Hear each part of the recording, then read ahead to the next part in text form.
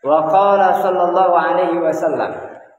Rasulullah sallallahu alaihi wasallam bersabda, "Man asroja sirajan fil masjidi biqadri ma yaduru fil ain lam tazalil malaikatu tastaghfiru lahu ma dama dzalika daw fil masjid."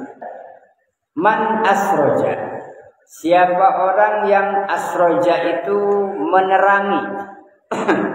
Sirojun itu lampu penerang.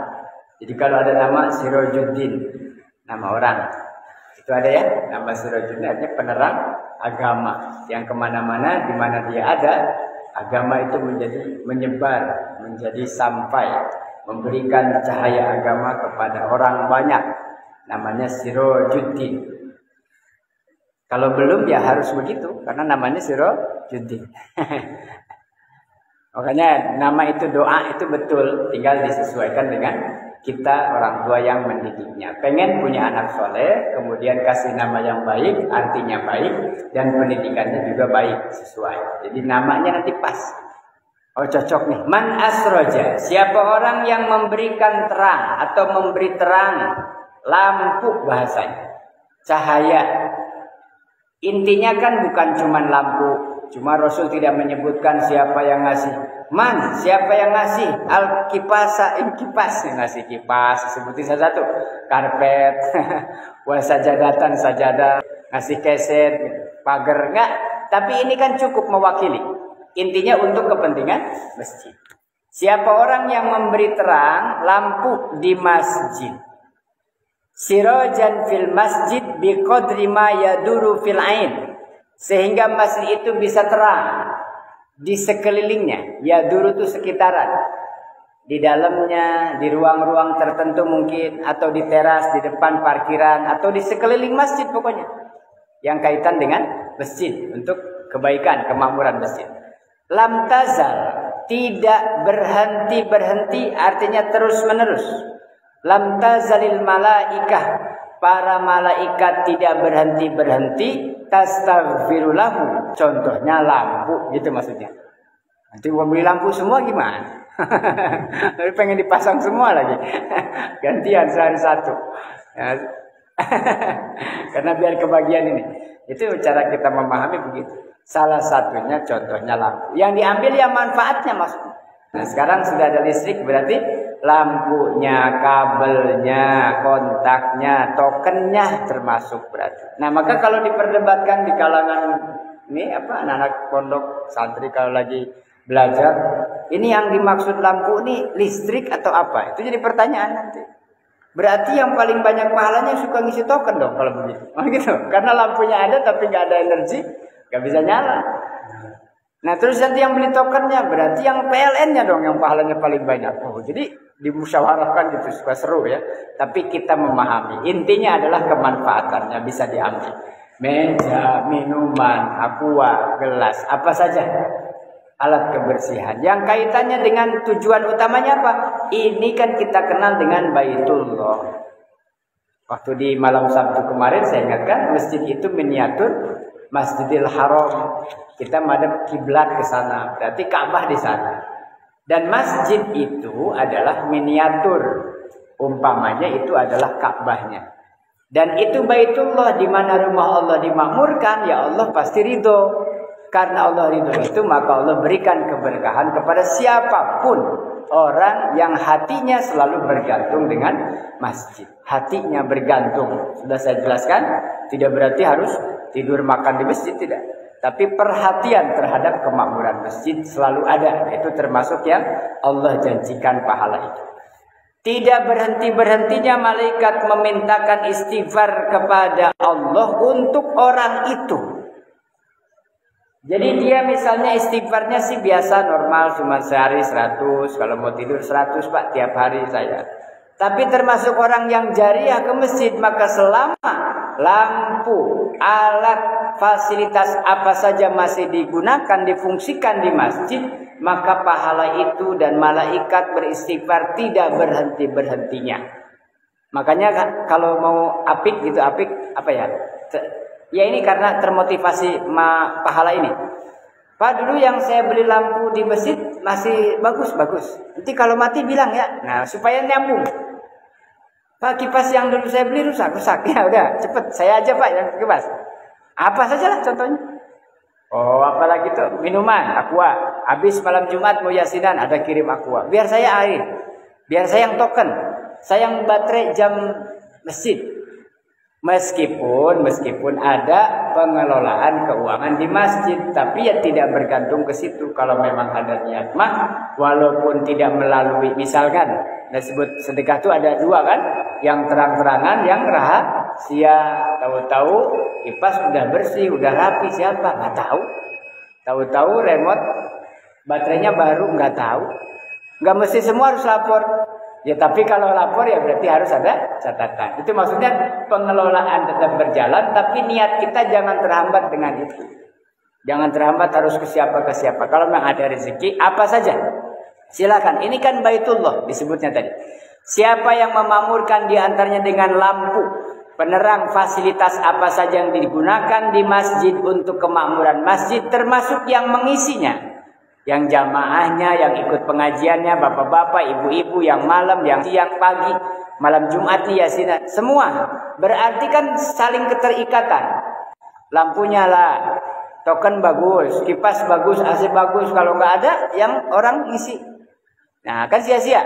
Akhirnya karena nggak ada orang, dimatiin lampunya. Atau karena sedikit, gak usah dinyalain semua Pak. Misalnya setelah sholat wajib, ada yang zikir, ada yang baca Quran. Ya tidak semua dinyalain separuhnya. Nah itu bagian teknis saja. Yang paling penting adalah keutamaan orang yang bersedekah jariah ke masjid, termasuk dimintakan ampunan oleh para malaikat madama daw, selagi cahaya, sinar atau lampu atau apa saja fasilitas digunakan. Wa qala sallallahu alaihi wasallam, man akhraja qadrata minal masjid. Sekarang ada lagi hadis berikutnya. Siapa orang yang akhroja, mengambil, mengeluarkan, membuang kodrota, nggak ada ra di bahasa Arab. Kodroh itu kodaroh, kotoran, gampangnya sampah. Kodarota, minal masjidi bi qadri ma yaduru fil ain, selagi kelihatan ada sampah apa saja kalau kelihatan, kemudian dia ambil sampah itu. Kemudian dia buang ke tempatnya, maka akhrajahullahu ta'ala, Allah akan mengeluarkan dia min a'dhami dzunubihi, dari dosa-dosa besar yang pernah mungkin dilakukan di masa lalu. Sampah kan kecil, sepele, tapi Allah balas dengan dihapus dosa besar. Pentingnya kita tahu berarti termasuk amalan yang rahasia, iya, karena maksudnya harus diumumin. Pak, ini saya dapat sampah tadi di sini nih, nggak usah, ambil aja, buang. Udah. Ini kan Pak Alin udah tahu. Jadi berlomba-lomba itu begitu maksudnya. Sekarang bagaimana kalau petugas, kan dia mah ada kontrak honor misalnya gitu. Nah, yang disebut ikhlas itu begini, dia mengerjakan pekerjaannya sesuai dengan bidangnya, haknya diterima, kita jamaah siapa saja kaum muslimin yang memanfaatkan masjid, masuk ke area lingkungan masjid, ada sampah, kemudian diambillah sampah itu, dibuang sejauh dia melihat yang kelihatan, karena kalau yang bersih-bersih ada tugasnya bagiannya, maintenance, perawatan, ada di bidang itu. Maka Allah akan mengeluarkan dia dari dosa-dosa besarnya. Wa qala Nabi sallallahu alaihi wasallam, hadis terakhir dalam bab keutamaan masjid, la taj'alu, janganlah engkau jadikan masajidakum ing masjid-masjid kalian katuruki, seperti jalan-jalan. Jangan, coba dipahami, jangan jadikan masjid seperti jalanan. Jalanan itu tempat apa? Gitu ya, bolak balik. Jadi tempat apa? Namanya jalanan itu lalu lalang. Artinya tidak ada aktivitas yang bersifat ibadah di dalam masjid. Kan kemarin saya contohkan. Bapak ke masjid, wudu, sholat 2 rakaat, atau duduk sholawat, habis itu selebihnya silahkan. Yang penting jangan seperti jalanan lewat gitu ya. Tanpa menyisakan, tanpa meninggalkan ibadah yang bersifat amaliyah masjid. Datang ke masjid ada sampah, ambil, masukin tong sampah, berarti ada amalnya. Itu tadi keutamaannya. Datang ke masjid, misalnya ngapain? Ada sajadah atau geletak. Kalau anak-anak saya suka ajarin. Yasin kan suka asal gitu naruh. Nah, itu anak-anak coba yang rapi, yang bagus. Nah, itu sebatas begitu saja padahal. Tapi di sisi Allah besar. Mau kena sajadah apa saja. Nah, maka jangan jadikan masjid-masjid kalian seperti jalan-jalan yang gunanya hanya tempat lalu lalang, apalagi transaksi-transaksi misalnya.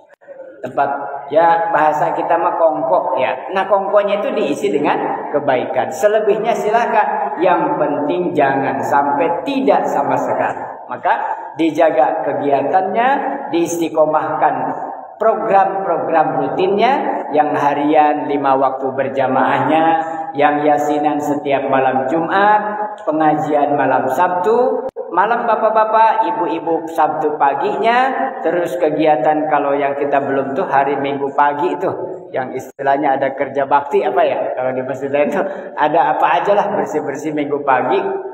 Kalau ada pagi-pagi begitu bagus.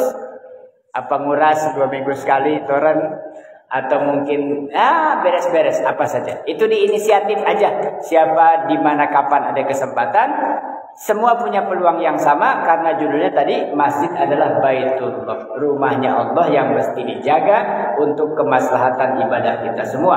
Mudah-mudahan Allah berikan kita kemuliaan iman Islam, kemuliaan keberkahan dari melaksanakan perintah Allah, menjauhi larangannya, utamanya dalam kaitan dengan masjid, niatnya lillahi ta'ala. Maka apapun bentuknya yang kita bisa sumbang sih, berperan aktif dalam masjid, silahkan sekemampuan masing-masing. Yaitu menjadi motivasi saya juga, bahwa kenapa semangat ngaji, ngajar anak-anak, mau bawa bapak, ya bisanya itu. Selebihnya silahkan yang kita bisa apa. Wallahu a'lam bishawab. Allahumma sholli ala sayyidina Muhammadin nabiyil ummi wa ala alihi wa sahbihi wa sallim. Assalamualaikum warahmatullahi wabarakatuh. Waalaikumsalam warahmatullahi wabarakatuh.